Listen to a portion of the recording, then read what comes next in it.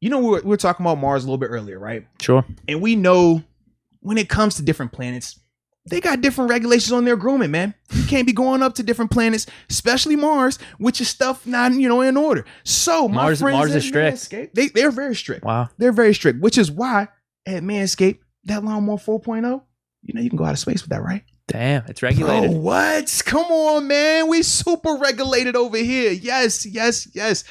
Our friends at Manscaped, they create the best products when it comes to below the waist grooming. I'm talking they're undefeated. Now, not just below the waist. If you need to go into your other delicate areas, the Lawnmower 4.0 is perfect for you because not only does it have the light so you can see, we talked about that. Sometimes some places are a little bit darker. You need to turn the light on. I mean, if you're navigating through space. Come on now, on the final frontier. Yeah. You want to make sure that you can see. You don't want any asteroids getting in there, especially when you're down by the stubble. We don't want any of that, all right?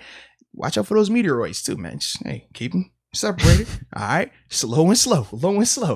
But with that Lawnmower 4.0, that performance package that we love to talk about, because the performance package, that's actually something that we're giving away later on.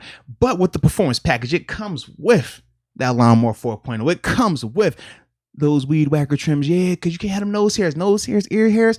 I don't know, Deke. The people on the dating scene, but I've heard it's not really attractive.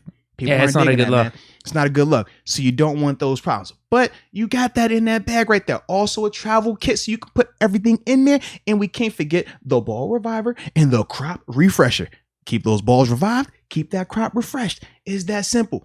And it would not be a promo. It would not be a sponsor if we did not have something for you, man. So what we have for you is a promo code, and the code is MOATS, MOATS, to receive 20% off along with free shipping at manscaped.com. You don't want to miss out on it, baby. Going to the next person, though, in terms of Najee Harris. Yeah, that was the next name I was going to bring up, too. Yeah, how do you feel about that, man? Him actually being out here in this preseason game, and also let us know in the chat as well your thoughts on Najee Harris playing. Should he play? Oh, you know what? I ain't got to ask them. I could do the poll. Oh, yeah, Who told us how to do the poll? Was that Domino told us the poll last week? I don't know. I don't remember. Are you the only one that can do the poll?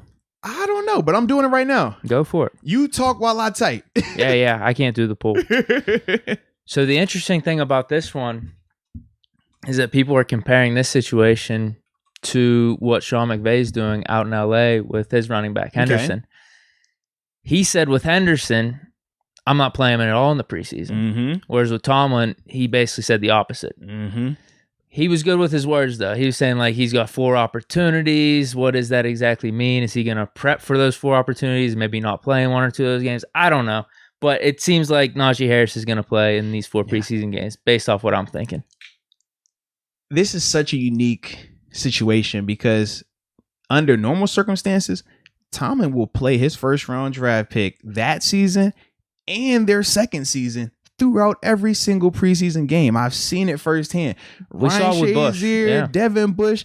Think about Ryan was the starter day 1 his rookie year. Played that whole season. 2015 Hall of Fame game. Me, Lawrence Timmons, and Ryan Shazier, right? We're going into this game. We're all starters now. And we're thinking to ourselves, me and Laudo, we know, man, we got 2 series. That's it. Don't give up a crazy touchdown. Don't get beat in coverage, and we good.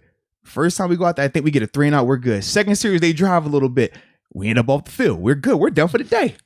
We thinking Shea about to be out with us because we like, yo, he's the starter. We all and me and Shea, I'm like, yo, we came in here together. We definitely out at the same time. Nah, Shea played to the 3rd quarter. I'm saying bro, are you for real right now? This is nuts. This is your starter. This is the 1st-round pick from a year ago. He's the guy.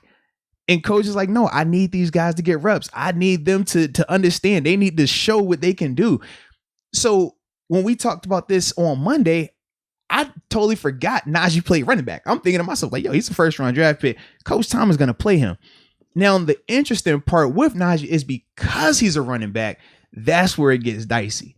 Because I don't think he's going to play Najee to the same extent as we've seen him with.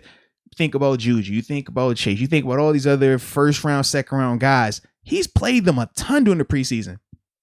But with Najee playing running back, and we know the shelf life, we know the damage that Najee is going to take this season. He's going to be a 400-touch guy. I don't think you want to use him too much in this preseason, man. I mean, shoot, it was even a play in practice that had my heart stop for a second, man. Shout out to Antoine Brooks. The dude is with it, but Lord, the way he hit my man Najee, I thought it was over. Like, legit, thought it was over. Because the pros are, I think the main pro is probably just protection stuff. I mean, the O-line that he going to be running behind in his game one.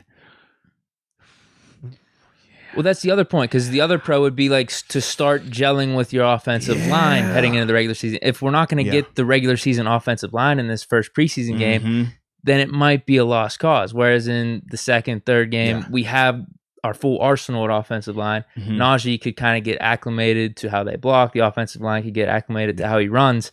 So maybe there isn't as much upside in this first preseason game outside of just... Because they have him doing a lot of this blocking stuff, right? With linebackers and just whoever's out there. So that's about it. But the con of getting injured and then losing him for the season, that outweighs any of this other stuff. So I'm kind of thinking with Najee, like I'm thinking with Ben. Like I'd love to see him out there. At the same time, like I'd be perfectly fine if you didn't play one of these preseason games. Now, what are your thoughts, though, when people say you don't play the game scared? You don't play the game thinking about getting hurt. You just got to go play. No, I get that. I get that 100%. If I'm sure Najee has, Najee has that mentality. Tomlin has that mentality, but that's all good and well. And then you see Michael Vick get hurt in that one preseason game. You see Jordy Nelson get that ACL. He's knocked out for the whole year in the preseason game. Like it's just tough because then you're playing the result in that case. Because if Najee Harris comes out week 1, week 2, and is a little bit sloppy with his blocking and things just are off with security, catching. Yeah, maybe some people will point to him not playing in the preseason. Yeah. I wouldn't because I wouldn't draw the parallel as much right there. I don't think that. I would just rather Najee Harris be healthy. It's a marathon, not a sprint for this regular season. So that's that.